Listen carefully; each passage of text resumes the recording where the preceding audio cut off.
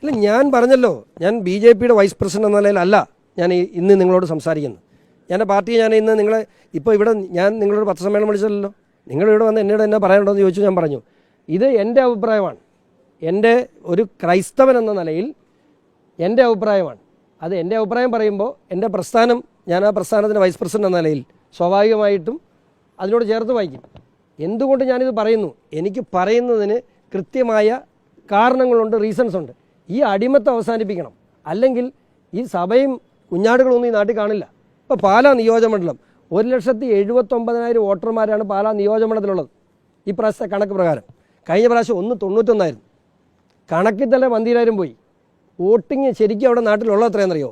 1.5 ലക്ഷത്തിൽ താഴെയാണ്, ആളില്ല. ഇങ്ങനെയാണെങ്കിൽ 15 കൊല്ലം കൊണ്ട് പാലായിലൊന്നും ആൾ കാണില്ല. മനസ്സിലായില്ലേ? ഇതിൻ്റെ അടിസ്ഥാന പ്രശ്നങ്ങളിലേക്ക് നമ്മൾ ചിന്തിക്കണം. എന്താണ് സഭയ്ക്ക് സംഭവിക്കുന്നത്, എന്താണ് സഭാ സമൂഹത്തിന് സംഭവിക്കുന്നത്? ഇവിടെ മാറി മാറി വരുന്ന സർക്കാരുകൾ ഇവിടെ സഭയെയും സഭാവിശ്വാസികളെയും ഇല്ലാതാക്കുന്നു. ഇതൊന്നും ചിന്തിക്കാതെ അതാത് സമയത്ത് വരുന്ന രാഷ്ട്രീയ നിലപാടുകൾ സ്വീകരിക്കുമ്പോൾ കോൺഗ്രസ്സുകാരുടെ കെണിയിൽ ദീപിക പോലെയുള്ള പത്രങ്ങൾ വീണു പോകുമ്പോൾ അതിനെതിരെ പറയാൻ ബാധ്യസ്ഥനായ ക്രൈസ്തവനാണ് ഞാൻ. കാരണം പള്ളിക്കകത്ത് കച്ചവടം ചെയ്ത കച്ചവടക്കാരെ ചാട്ടവാറിനടിച്ച കർത്താവിശ്വമിശിഹ എൻ്റെ പിന്മുറക്കാരനാണ് ഞാൻ.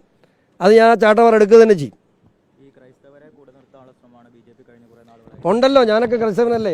BJP ക്രൈസ്തവരെ മാത്രമല്ല സഹോദര, ക്രൈസ്തവരെ മാത്രമല്ല, മുസ്ലിങ്ങളെയും സിഖുകാരെയും ബുദ്ധമതക്കാരെയും ഈ രാജ്യത്തുള്ള എല്ലാ മതവിഭാഗങ്ങളെയും കൂടെ നിർത്താൻ BJP ശ്രമിക്കുക തന്നെ ചെയ്യും. കാരണം കൂടെ നിർത്താതിരിക്കാൻ കുറേ ആളുകൾ ശ്രമിക്കുന്നുണ്ട്. ആരാ? കൈരളി. സ്വാഭാവികമായിട്ടും അവർ ശ്രമിക്കുന്നുണ്ട്. ആ ശ്രമങ്ങൾക്കെതിരെ ഞങ്ങൾ കൂടുതൽ വിജിലൻ്റായി പ്രവർത്തിക്കുമ്പോൾ അത് ഔട്ട്റീച്ച് എന്ന് പറയും. സഭയ്ക്കെതിരെ ആരെ വിമർശിച്ചേ? എപ്പോൾ പറഞ്ഞു? ഞാൻ നിങ്ങൾക്ക് അറിയില്ല തോന്നി ഞാൻ സഭയെ വിമർശിച്ചു? ഞാൻ സഭയെ എന്തെങ്കിലും വിമർശിച്ചോ? ഞാൻ ദീപിയെ വിമർശിച്ചു. സഭയോ കളറങ്ങാട്ട് പിതാവിനെ ഞാൻ വിമർശിച്ചോ? കൈരളിക്ക് തോന്നും, അതെനിക്ക് കുറ്റം പറയാൻ പറ്റില്ല. വേറെ ആരും പറയണ്ട. സീറോ മലബാർ ഞാൻ എൻ്റെ പിതാക്കന്മാരെ എല്ലാ ഈ ആഴ്ച കാണും. എല്ലാ പിതാക്കന്മാരെ ഞാൻ കാണും. കാരണം എനിക്ക് പറയാനുള്ളത് എന്നാന്ന് അവരോട് പറയണ്ടേ? എനിക്ക് അതിൻ്റെ കാര്യകാരണങ്ങളുണ്ട്. അനുനയ നീക്കമൊന്നുമല്ല. എന്തിനാ അനുനയത്തിൻ്റെ ആവശ്യം? ഞങ്ങൾ അവരുമായിട്ടൊരു പിണക്കമില്ലല്ലോ. എനിക്ക് പിതാക്കന്മാർ ഇപ്പം ഞാൻ പറയാം, കളറങ്ങാട്ട് പിതാവ് ഇന്നൊരു സ്റ്റേറ്റ്മെൻറ്റ് ഇറക്കി.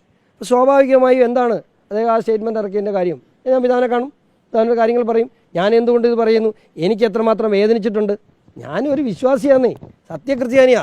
അപ്പോൾ ഞാൻ നിൽക്കുന്ന പ്രസ്ഥാനം എൻ്റെ സഭാ സമൂഹത്തോടൊപ്പം നിൽക്കുന്നുണ്ടെന്ന് എനിക്ക് ബോധ്യമുള്ളപ്പോൾ അതിനെതിരെ നീക്കങ്ങളുണ്ടായാൽ അത് പ്രതിരോധിക്കാനും അത് പിതാക്കന്മാരുടെ അടുത്ത് പറയാനും ഒക്കെ എനിക്ക് ബാധ്യതയുണ്ടെന്ന്.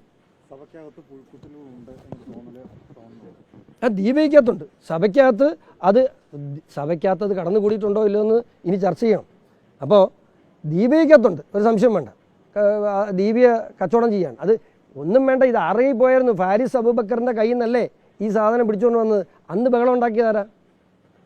ഫാരിസ് അബൂബക്കറിൻ്റെ കയ്യിൽ നിന്ന് ദീപിയെ തിരിച്ചു പിടിക്കണമെന്ന് ആവശ്യപ്പെട്ടുകൊണ്ട് ബഹളം ഉണ്ടാക്കിയത് PC ജോർജാണ്. PC ജോർജ് മാത്രമായിരുന്നു. ആ ബഹളത്തിലാണ് ഇന്ന് ദീപിക തിരിച്ചു വന്നത്. നമ്മൾ ഒന്നുകൂടെ നോക്കട്ടെ ദീപിക നന്നാക്കാൻ പറ്റുമെന്ന്. ദീപിക എന്നും ക്രൈസ്തവരുടെ മുഖപത്രമായി തന്നെ നിലകൊള്ളുമ്പോൾ മാത്രമാണ് അതിന് അസ്തിത്വം ഉണ്ടാകുന്നത്. എന്നാലേ ദീപിക നിലനിൽക്കൂ. ദീപിക എന്നും ഉണ്ടാകണം.